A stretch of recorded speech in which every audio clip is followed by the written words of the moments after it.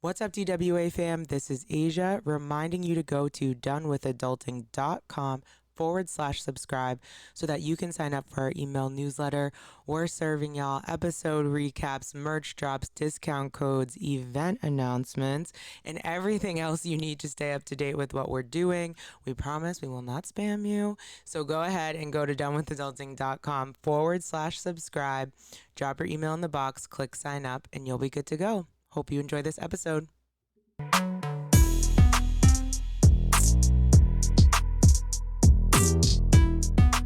Hey y'all, and if you're new here, welcome to the family. My name is Asia. My name is Jared, and thank you for listening to Done with Adulting Podcast. We are really glad you're here because we're talking all things we have to do as adults that no one warned us about during the many years we were in school. Yes, we also discuss pop culture, current events, and give our perspective on hot topic issues in our society. And even though we're best friends, we don't always agree. Basically, we're millennials. We get it. Adulting is hard. Welcome to your safe space. We hope you enjoy.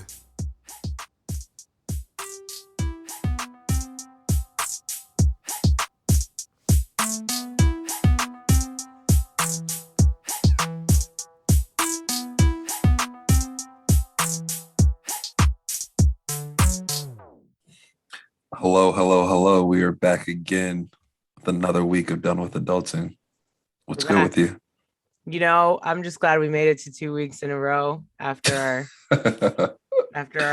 After our little hiatus. But yes. I mean, the holidays are coming up. Thanksgiving just passed. Mm-hmm. It's now, everybody's going crazy for Christmas. Christmas songs popping up. So it's never too early for Mariah, in my opinion. Oh my God. So, I mean, I'm happy about this topic today that we'll be discussing. Yeah, me too. The holidays are stressful. So stressful. And I think we were saying on our last episode that last year, everybody was maybe not so much traveling. Maybe you did something smaller. You should have been in the pandemic. Or yeah, at least you should have maybe been in doing something smaller. But this year feels like we're back to holiday craziness on 1,000 actually, because everybody missed last year. We still should be inside. Probably, yes. But we're not going to be. So let's just prepare by this exact episode today, which we're so excited about because our very dear friend Ashley Sondergaard is back from Yoga Magic Podcast. Hi, Ash. We missed you. Oh my gosh, you guys. I'm so excited. Thank you. I love talking to you too. I know. How have you been? Too long. How are you? I'm really good. I'm just, evolving all the time. Our shows are like, a year older now? Here we are. Your show is like just getting better and better. Your Instagram content, girl. Yeah, I was about to say, she's killing the reels. Killing the IG. We've been like ghosts on IG to like a fault. So I literally scroll and I'm like, dang, Ashley, keep going, girl. Like, keep going. You got it. You know, though, it's that shameless show up, right? I'm like, I hate this. Like, I hate reels, but I don't know. I try to make it fun. So good. I try to make it fun. You guys inspire me. So I don't know. I'm glad you see. We haven't posted it. I know, but you guys did one of the first reels I ever saw. Oh, and really? I think it was the one where you're pointing. I'm like, who does what, right? Between the two of you. I can't remember what. I think that was around Christmas time last year. Yeah. Wow. That was our best reel, actually. But I remember that because I was like, oh yeah, this is just like fun, right? So yeah, thanks for the inspo. Can you remind our listeners just a little bit about yourself, where you're from, what your podcast is about, and all that good stuff? Yeah. What you do for your business, you little entrepreneur. Yes. My name is Ashley Sondergaard. I am a host of the podcast Yoga Magic. I'm a self-care coach. I am an astrologer. I'm fully identifying as an astrologer now, in that full force study. And I'm really just here to help people navigate their self-care through the lens of astrology. And I do that working one-on-one through the podcast and workshops and all sorts of fun things. Love that. So we brought you on because we already have stress from the holidays. Hold on, can I ask a question? Yeah, sure. Go ahead. What does self-care mean? That's a big question. What is self-care? So I think it's so different for everyone. And it is such a buzzy word, but there's really like no other way to describe what it means to invest in yourself, right? To take care of yourself. And, you know, the two of you are in such interesting times of life as like soon to be parents, new parents, where all of a sudden you have to completely reshift your day, your focus, your priorities, your entire life, right? For someone else. And yet, if you don't take care of yourself, you can't take care of other people. And I really did learn it the hard way, like where you're at right now, Jared, and this like trying to navigate sleep and really understanding like what it means to be a parent. I was lost. I was very lost. And so it took some recalibrating for me to come back to that real investment in myself. And honestly, first, investing in myself first, which to a lot of people probably seems selfish, but it's the only way to pour, to give other people what they need. And now, you know, I'm teaching others to do that. I feel like especially to the like generation above us, this concept is like obscene. Like when I talk about self-care and like how important I think it is, or like encouraging my mom to like do self-care, she's like, looks at me like I have 9 heads. And she's like, who has time for that? Like, this is just selfish. Like, it's like not well received sometimes by especially generations that are older than us, because I also feel like they, you know, just grew up in a time where it wasn't really talked about. They had to do like all this hustling, and I don't know, it's just doing a lot more for others than for themselves. Yeah, like that was normalized. Mm-hmm. Especially for women, you know, that idea of when our parents were when they were parents, right? When they were first parents, like that was the first time really in the 80s where moms were doing everything. Like they were working, they were cooking, they were being the go-to parent. And like, they didn't necessarily like feel that they could take care of themselves. I mean, I've learned that from a lot of people in my mom's generation, and also just read, you know, a lot about this dynamic, and it burned them out. I mean, that was too much. No one can take on everything. And now we're seeing so much more of a partnership, right? We're seeing dads helping, and we're seeing this shift in like, oh no, actually, like I need to invest in myself as a human, and in this role as our family together. I mean, like total, you know, adulting mode is to start seeing yourself as like a unit with your family. And we'll get to talk about this when we're talking about the holidays, because this is very critical to this. Yes. And another thing I just want to lift up about the holidays is how not like joyous it is for some people. Like, I feel like for a lot of people, it's a really exciting time. You get to see family that you haven't seen in a while, and there's like a lot of good things. But then for other people, you know, it's like really a in your face reminder of maybe something, maybe you can't see your family, or maybe you lost someone, especially with the pandemic, that like the holidays are hard to go through, or really any of those things where I feel like there's totally two sides to the holidays. And for some people, maybe it's both. Like maybe you're having a great time, but you're also going through something. So I feel like during this time, and financially, like you're spending all your money, that's stressful. So I feel like everything's heightened. Yeah, and for some people, I mean, we might look at it like, oh, we have off work, but there's like other people in retail who this is like their busiest times, and it's just like a crazy hectic time for them to just be at work, and people acting crazy in their stores. That's true. So yeah. So it's like, I definitely want to talk about like your advice or like tips around just like how we even, number one, make time for ourselves during the holidays, right? When it feels like our schedules are like packed, every weekend is jam-packed, dinners, whatever. And then like, what do we even do? Like, I think going back to Jared's question of like, what even is self-care? Like when we do carve out that time for ourselves, what is helpful? Like, how can we best maximize that time to like recharge ourselves for the next dramatic family event or whatever we're going to? Right. Yeah. Well, I mean, making time is something that I think a lot of us tell ourselves it's impossible. It's impossible to invest in myself. I literally have no time in the day. And I get this, like on a very deep level, there's very limited time. And yet there is some time. If I'm disciplined enough with my day to maybe not scroll Instagram for 15 minutes, like that's 15 minutes that I can maybe meditate if that's the jam, or I can read a book for a little bit, or like I really love to read really trashy romance novels. Like that to me is such a nice like wind down. And if it's, I'm spending too much of my day mindlessly cleaning the house, like, why did I do that? What am I even doing? So being really intentional about your self-care time, and then also knowing what those practices are. Half of this journey is like, I don't even know what it is that fills my cup, right?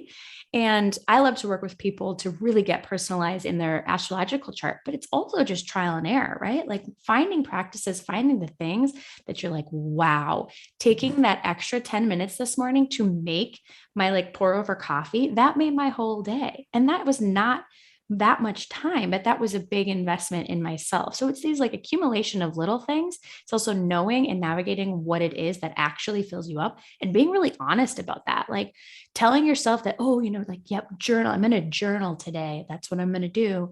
And you also like really hate journaling, then that's not self-care, that's not for you. And we see so many like amazing morning routines, and we see all these influencers doing all these interesting things. And yet that's maybe not your truth, and that's okay. So I would just say like, be really honest with yourself about your time and where you can fit things in, and also what you actually like and you do to fill up your cup.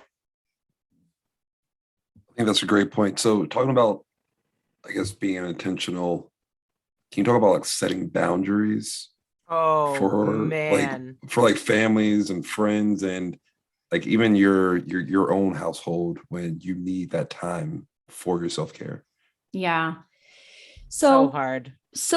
And, setting boundaries specifically for self-care. And then I think we can talk a little bit about boundaries around the holidays in general, because it weirdly comes up more than ever, right? At this time of the year, but being really vocal about what you need is the first thing that you can do in getting this established, right? Like, this is a non-negotiable for me today. I need to be able to take a shower.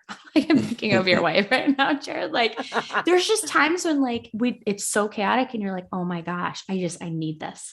I need a hot shower with a tiny face popping in, saying hello. Like, that's what I need. So it's hilarious that you brought that up, because this morning she said, I need to shower today. Yes. Like, I feel her on a visceral level. It's very... And also, if she doesn't say that, how would you know? Like, how would you know to be able to give her that time? And, that's true of our partners. Maybe, maybe not your little one, but like, we can tell, I can tell my 5-year-old, hey, I really need this time tonight. I need you to go to bed so I can talk to my friends on the phone. Right. And like, they start to really get this. And what's cool about kids is they start to learn that too. Like, they start to express their needs. So I think setting that expectation to others about what you need is really critical. And then really, really honoring that for yourself and sticking to that. When we think about boundaries are really a communication of our self-worth. And when we back down on our own boundaries, we're basically backing down on our own self-worth. And where I see this come up with the holidays, and I'm glad you pointed out too, that like the holidays can be a really tough time for people. I was at a yoga class a couple of years ago, and one of my favorite teachers, she had lost her brother around the holidays. And so this time of the year is just awful for her. And she literally had a yoga class for people that hate the holidays. And I was just like, yes, this is beautiful. Like, be together in community, because it's not always super joyful. Even if you don't haven't experienced a loss around this time, it's just a lot. And there's a lot of expectations on what it needs to look like, what the holidays needs to look like. And where I found this to be really, really challenging is when we shifted away from just like being a single person, a couple, and then finally into having kids, because everyone's obsessed with like, okay, well, are the kids going to come over? And like, it's this new focus and like these expectations about their experience. And I had to set some super clear boundaries on what we can do, because holidays in general are just, that's a lot of people. It's a lot of like like chaos, and kids just, it's overwhelming for them. Sure. So being really communicative about, you know what, we're going to start our new traditions ourselves. We're going to have this time by ourselves. Like I still get a lot of flack. I mean, love my mom, if she would ever listen to this, like she said some like really shitty things when I started to establish like these boundaries, because she was like, no, this is my holiday. You're taking this away. And also it's now I'm an adult, right? Like that's what part of this kids, process. What you were saying about like starting your own traditions. Like, I feel like, especially when you have kids, which a lot of people at our age are, it's like, you want to just be in your house, like with your little family, you know, like you want to do things with your little family. And it doesn't mean you don't want to see like extended family, but it's hard to like say no to people. I feel like, especially in a family dynamic where, and this just like makes me laugh because they were talking about this on Almost 32 like a while ago, but especially when you as a person, maybe you're like doing a lot of work on yourself, or like maybe the past year you really like put yourself first and like did a lot of work or started going to therapy or like whatever it is, you know, like, and you like go back to your family unit who are, you know, the same. And you're just, and everyone like in my family has made jokes to me about this because I'm like into personal development and all this stuff. So they tease me and they're like, who are you? Like, you're just like philosophical all of a sudden. And I'm like, no, who are you? Like, do you guys even know who you are? Like, and it's like this constant thing because that, you know, I love my family. I love spending time with them and seeing them. But personally, I've like grown and like set boundaries for myself that I need that space. I just feel like everything disappears. Like as soon as I enter the household, like everything that I've done just like doesn't exist because I have to go back to being this person that I was like around my family for them, if that makes sense. Yeah. Which is annoying. That makes I think a lot of us experience that, right? Like families just bring out, I feel like weddings, babies, and holidays just like bring the weirdest side out of our family. High stress situations. Yeah. Yes. Stressful situations. That being said though, you know, there's boundaries that we can set up to not potentially have to be around them. Like that's obviously the extreme, but there's also little things that you can do when you are spending time with them. And I think about Asia, you as like a Pisces, as a water sign, as somebody who really feels on a deep level, we're sometimes literally feeling the feelings of our family members and thinking it's our own. So taking moments to, I call it like hiding, like I literally go and hide in the bathroom at holiday functions, or like I'll go upstairs and just take a few breaths, like completely by myself. Like I have to take breaks because it becomes way too overwhelming. And there's, you know, lots of things that you can do, and we can talk about the different elements of just like how to kind of protect yourself, but also just balance yourself out. But in general, like, it's okay to just go take a breather from whatever it is that you're dealing with. Happening. Yeah. No, Ashley, and to the point where you said you start off like single, then you get into a relationship, and then you have kids. I guess for you personally, are like both of your families, like your family and your in-laws, are they all in the same state, or are they different locations? Well, they're sort of it's so cold in Minnesota, so people leave all the time for the winter. So my in-laws are in Arizona, and then they'll come home for the holidays. So like we're luckily we're generally in the same place, but we're just like, okay, if you want to see us on Christmas Day, you have to come to our house. And that's worked really well. But like the other thing that sometimes comes up with the holidays is like competition. And it's hard because you're like, why are we competing about gifts and all sorts of things? And so again, like setting up those boundaries for yourself of like, okay, you know what, actually we're not going to do any gifts this year, or everyone gets one gift for the kids and one gift for me. I mean, you can give me a lot of gifts. I really love gifts. So like, that's fine. But like, we've had to set up all these weird rules that honestly are working really well. So it's like, it's not easy. None of this is easy to set things up with your family. And people judge you for it. You said it before, right? Like people kind of, I don't know, they have these expectations of what you were before. And now that you're growing, they're like, what, where are you? Yeah. And I feel like the family, like you, for like in your example, like you and your husband might feel bad if one part of the family gets to spend more time with your kids than the other family. Like I know some family dynamics are kind of like that. And even thinking about just like family dynamics where there might be a divorce or some of the parents might be separated. Now you have to try to figure out when you can go to your dad's, when you go to your mom's, and then you have to try to figure out when you can go to the in-laws. Always around holidays, that seems like that's like the most stressful part for me and like my family is trying to see everybody and just being spread thin. Mm-hmm. Yeah. So do you remember, did you guys have this when you were growing up? Did you guys get sick a lot around the holidays? Like as kids? Why do we think that is? I have a theory on this. I think it's way too overwhelming for kids to have to like endure all like the chaos and all the travel. All the travel. Like we were always sick on Christmas for that same reason. It's just too much. It's too much. We were always like, we would road trip to like Maryland or something. It'd be like an 8-hour drive. Like we were all over the place. So you're eating badly, you're not sleeping. Yeah, it's a mess. But as a kid, like especially when I was like, when you're like, you know, a tween and you have I grew up with a bajillion cousins.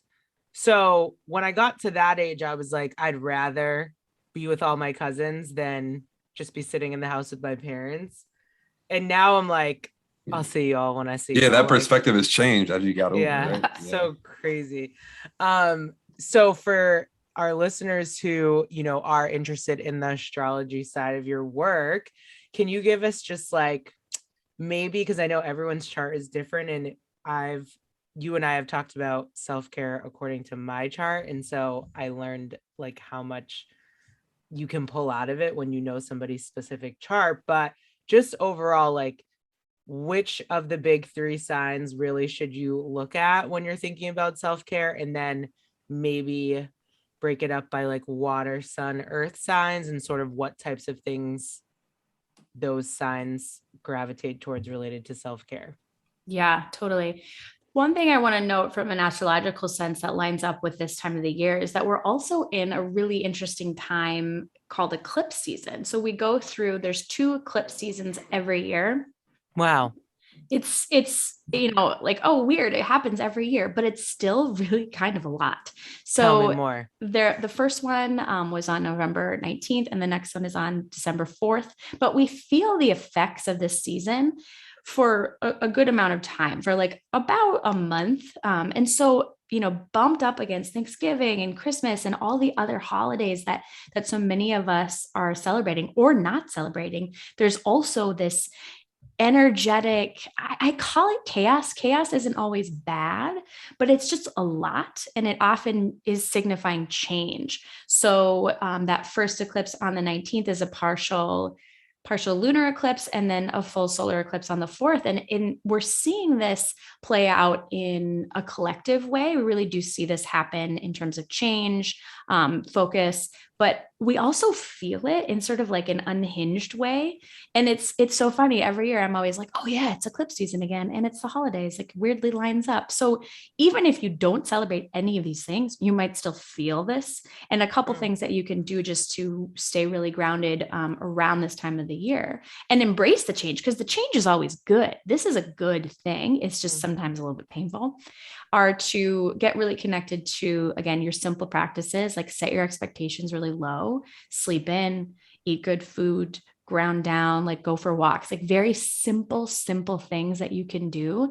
It's not a great time to be like, okay, I'm going to start a whole new workout routine and I'm going to like diet and do all these. I mean, I would never say that's a good thing, but it's definitely like, just give yourself some grace right now. And I think that really starts to work into the holidays as well. So when I'm thinking about astrological self-care, I'm looking at 3 placements in the chart. There's tons of different things. I mean, we can look at the full chart for sure. There's so much we can look at, but the things that I like to look at quickly is the sun, the moon, and Mars. And the sun is really the essence of who you are. It's your identity. Jared, you're a Gemini, right? If I remember right. Yep. Yeah. I can tell you it's Mars because we're friends on CoStar. Give me a second. Okay, I haven't opened that app like since our last conversation. Yeah, since the last pod. Since I downloaded it on your phone that day. Well, and your sun is, I mean, it's a huge part of your chart. There's so much that we can learn from the sun, but it's not the full piece, right? It's one piece. And it's so helpful when we're thinking about self-care in terms of like our physical form, how we're showing up on this particular earth, like where we're shining our light. Whereas the moon is going to be, I think, a little bit meatier when you're looking at self-care, because the moon is the subconscious. It's what's happening behind the curtain. It's that deeper layer of who you are. And it's where you feel the safest. So if you know what sign your moon is, and you're feeling some of that chaos of this season, you can go to these places to feel safe, to ground down. And there's, you start to understand the character, the archetypes of that particular sign that's in your moon, and you can use that to your advantage. And then I like to use Mars, because Mars is the motivator. It's what gets you to actually do the thing. It's what gets you to actually take a few seconds for yourself. And it's also the trigger. So Mars is like fire and energy. And we can learn a lot about what actually gets us going and what makes us upset, what gives us that reason sometime to need a little bit of self-care. So those are the 3 placements that I look at. It'd be fun would you know where your moon is, Jared? Your sun's in Gemini.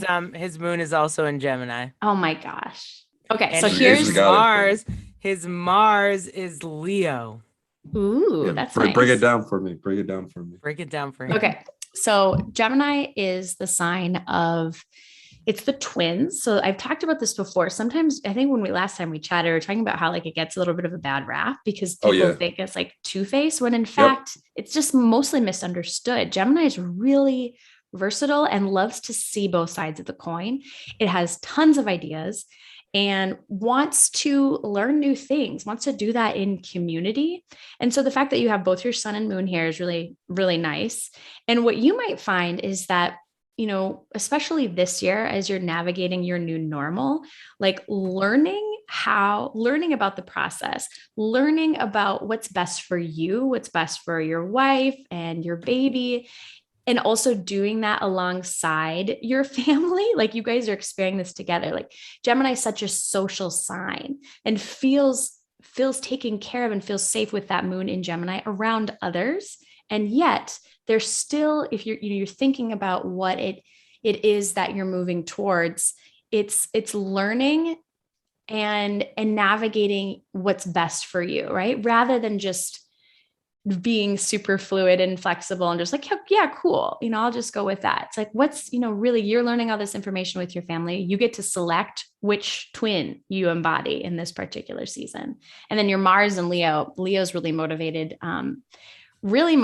by generosity. And Leo's funny because we think about Leo as like, oh, it's a showy Leo. Like we think they're like the movie stars of the world, and they really actually are, but they're also extremely generous and creative. And so if you can, you have that like inherent motivation to do things for others, to really take care of others. So I don't know, it feels like a perfect holiday lineup for me.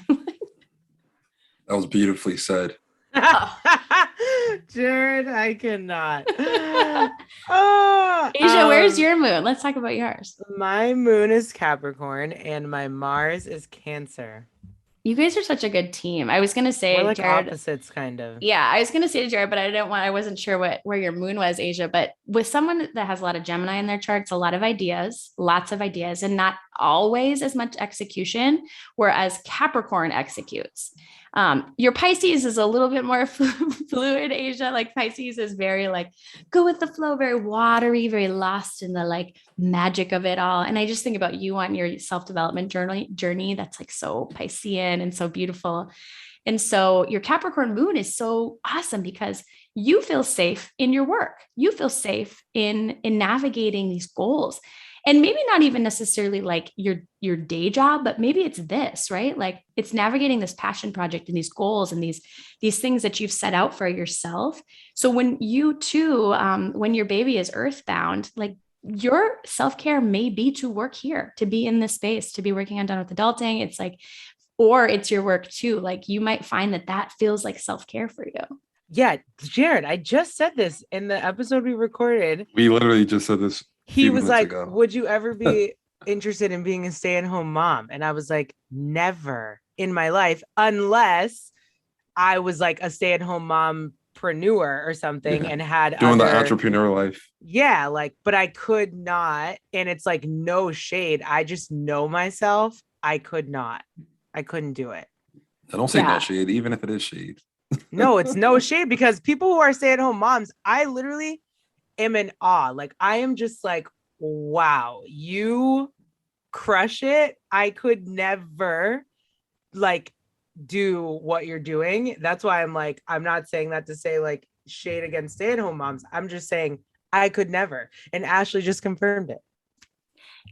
I have a Capricorn moon too, Asia, and I work from home, but I can't be having my kids at home with me. Exactly. Like, I love them, but that's just not. And you know what, too? Like, that's so cool of us to know. Just because you have a Capricorn moon doesn't mean that you're like never going to be a stay-at-home mom. It's like we get to choose these, but also it feels good to know that, like, oh, this is a mirror. Your astrological chart can show you which expression of yourself you want to embody.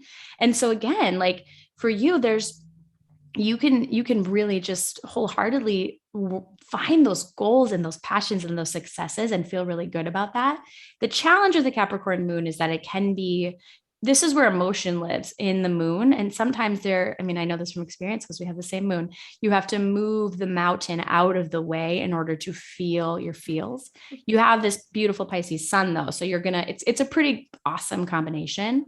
And where I think like you might find this like balance is, as you become a mother, you're already a mother, as your baby is here, how do you balance out your head and your heart, your Pisces, which is all that water and that emotion, and your logic in Capricorn? And luckily, it's that combination is very, very magical, and not everyone gets to experience that. So yeah, your baby's lucky. I love how Ashley says it. She's like, it's magical. I'm like, thank you. Because it has not felt magical up until this point. Where did you say much? Where's your Mars again, Asia? And I can just touch on your motivation. Okay. I have so much Cancer. My rising is Cancer too. There's just so much water, Ashley. It's like, all the water, all the feels. Let's talk about energetic protection. But the first thing I want to say about your Cancer Mars is that, you're saying before, like it kind of all goes out the window when your family's around. Like that is Cancer. Cancer wants to do all the things for their family. Cancer is the nurturer. I mean, Cancer, like, to be motivated by taking care of others is such a gift. And like, as a parent, that's going to serve you very well. It can be hard as the child, right? Where you're like, oh, like it can sometimes be like early parentification. And again, you just get to choose like how you embody that. Is it nurturing people, but also nurturing yourself? Because that's the sweet spot, right? Motivated by both.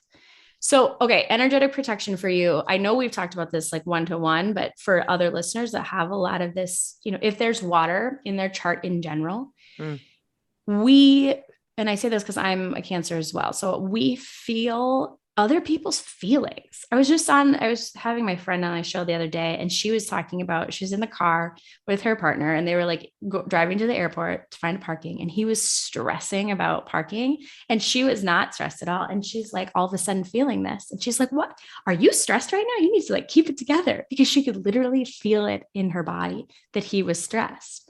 That's water. That's a good thing, because empathy and emotion is intuition. This is our connection to like true, psychic power, if you will, if you want to call it that. It's that feeling of just like knowing. That's me and Terrence's life. You like? I feel like Asia would be the stressful now. No, you should see us. He is a stress maniac, like the little, and I'm just like we'll be in the car, I'll be driving, he's stressed, and I'm like, can you relax, because you're like, I feel stressed now, but I wasn't stressed 4 seconds ago before you got stressed. I am very like, he's projecting it on you. Go with the flow. Yeah. And he's just like cray all the time. And I'm like, can you calm down? Like, I can't take all this. It's too much. Like, you're making me tired. I can't believe you just told that story, because it's literally my life. But anyways, I did not. You don't have to do that, Asia. And frankly, like you're not going to want to moving forward, because it's just like it's very tiring.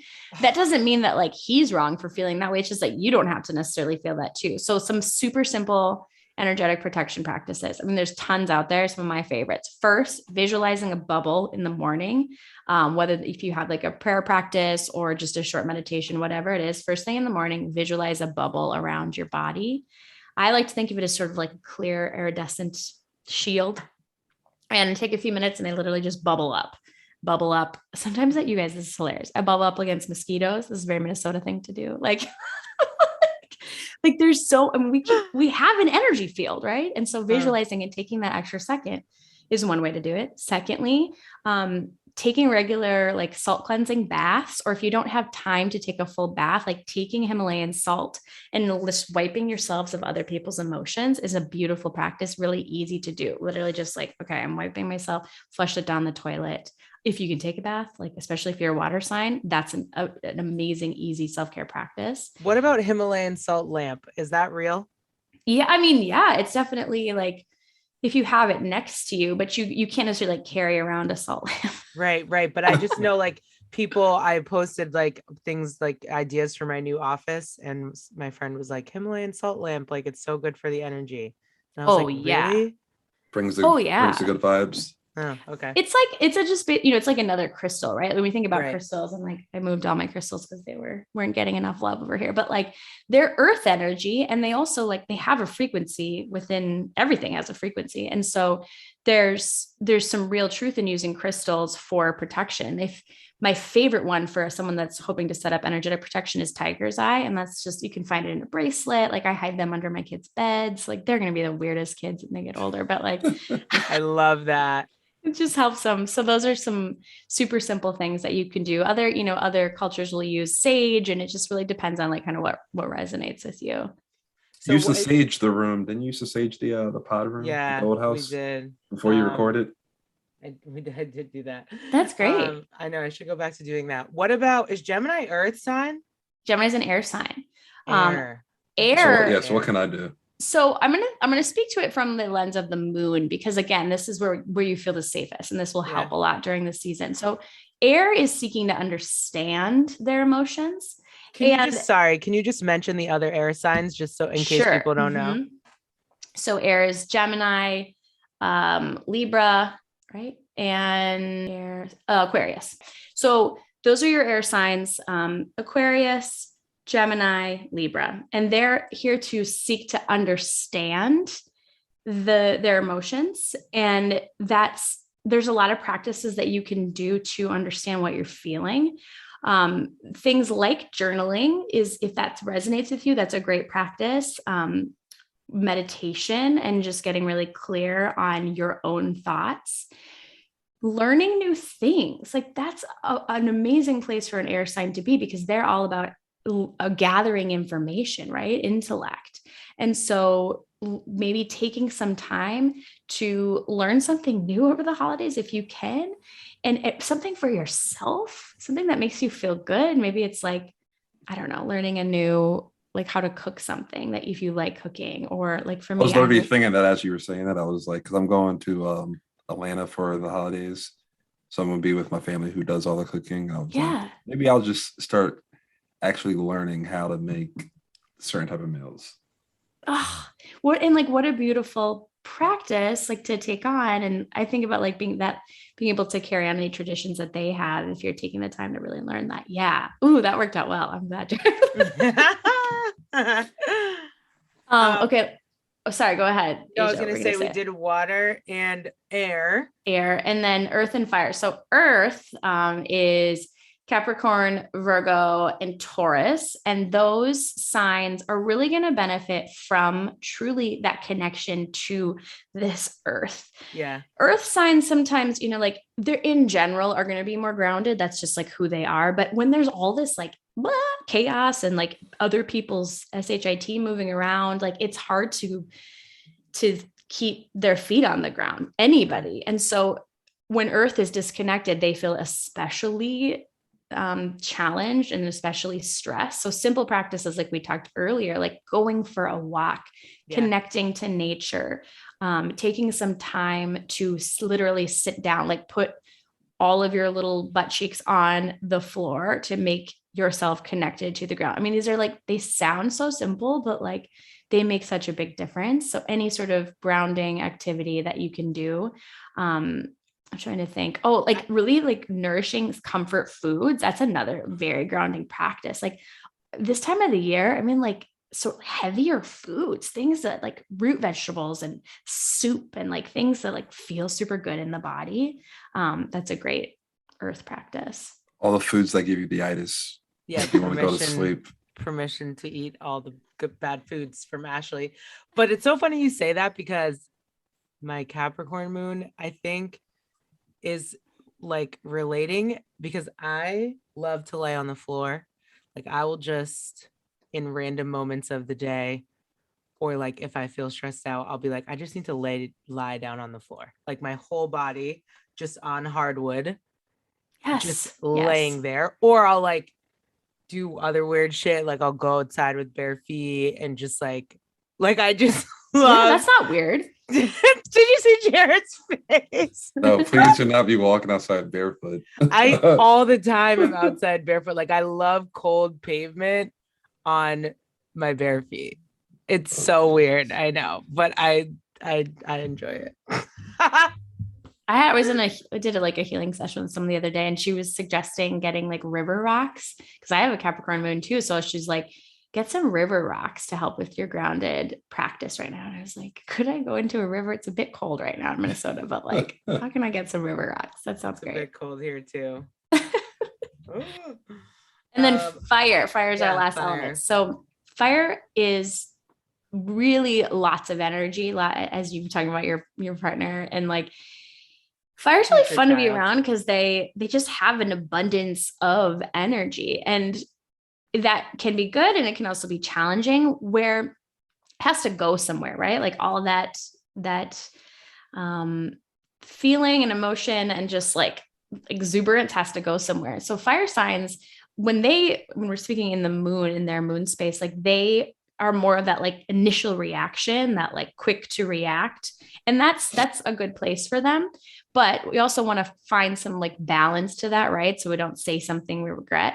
And this time of the year, that can definitely happen. So with all of that energy that a fire sign has, fire, Sagittarius, Leo, and Aries, you can do that by putting it into things like movement, right? I think if an air or a fire sign can move their body in some way, and it doesn't have to be a high intensity workout, it can be, but something like just like dancing or doing some yoga, like this is for sure a fire sign practice that will help them feel just slightly more balanced and able to control some of that like initial reaction of like, I have an Aries rising, and an Aries North Node. So I tend to like sometimes just have temper tantrums, and for me that works. But also my husband's like, you can't do this like all the time. Like this isn't going to work. You're an adult. Yeah, I know. Okay. So when I give myself time to actually move my body, I find that I just am not quite as triggered and full of energy. Wow. Okay. I learned so much. Always learning so much about astrology when she's on. I could talk to Ashley about this for several more hours. But I'm not going to because nobody wants to hear all that. But no, this is so helpful. I think like overall, if there's I know we talked a little bit about boundaries and just other things we can do in between the holidays, or like take, even hiding and taking some time for yourself. There were like so many good tips that we talked about. And yeah, anything else you want to leave us with so that we can survive? We will survive. We will thrive. We will. We totally will. We do it every year, right? It's just a little different. Yeah, I do. I have definitely a final thought. Control the things that you can control and surrender the rest. We are not able to control all the details. And when we live in that balance of the things we can control and just surrender to what is, we see some real magic. We see some real forward momentum. And so I think this is that perfect time to start practicing this. Love. That's the quote of the whole episode. That was a perfect way to end it. I know. It's like a mic drop right there. Mic drop. Okay, drop all your things so everybody can find you and Yoga Magic and your Instagram. Tell us all the handles. Yeah, they have to check out these reels. Yes, they're so good. Embarrassing reels. Thank you guys. I love talking to you both so much. Thanks so much. I'm always glad that we've been connected. And you can find me on Instagram at ashleysondergaard.yoga. And then you can find the Yoga Magic Podcast at Yoga Magic Podcast.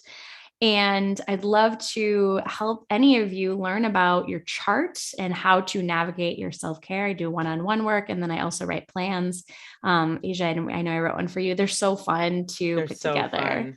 Really, really personalized for this time, but also just really anytime. And also right now, because we need it, I'm doing a self-care challenge for the month of December. So I'll share that link with you guys. And it's a totally free challenge. We're going to be doing giveaways, bonus episodes, free workshops, just tons of new practices for people to get really committed to their self-care practice during that time. So I'd love to connect with your listeners. Yeah. Nice. Yeah.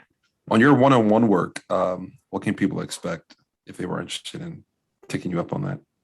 So when we do one-on-one work, it's all online, and we look at the astrological birth chart. So I'll give an overview of your chart as a whole and really honing in on those three placements that I talked about earlier, Sun, Moon, Mars. We might look at North and South Node, a couple other pieces, and then I will give you suggestions based on what you need on different practices that you can try on. And then I write that up in a plan, and I'm just really a resource for you moving forward. So it's super personalized. But one of the things that people, like we talked about earlier, struggle with in self-care is that there's so many things to choose from, or they see so many people doing other things that they're just like, that doesn't really land for me. So I narrow it down. I take out a lot of that decision fatigue and say, here are your placements in your chart. Here are the 5 things that you should try right now. And we can kind of grow from there. So it's almost like, it's like a lifestyle plan based on your chart, but really specific to self-care. Gotcha. Nice. That's dope. Well, thank you so much, Ashley. We appreciate you coming on, as always. Such a good time. You're welcome back whenever you'd like. So this won't be the last you hear from Ash, but we'll put all of her information in the show notes so you can find her podcast, listen to more of her lovely voice. And I'm going to do that self-care challenge. So if any of the fam wants to do that with me, Jared, just kidding. Let me know, because I'm totally doing it. Obviously, per usual, if you like this episode and this podcast, please subscribe and leave us a review and tell someone about it. Yes, make sure you follow us on Insta, Done With Adulting Pod. We appreciate you all. Thanks, Ash. Thank you. Thank you so much. Bye. Happy holidays, everybody.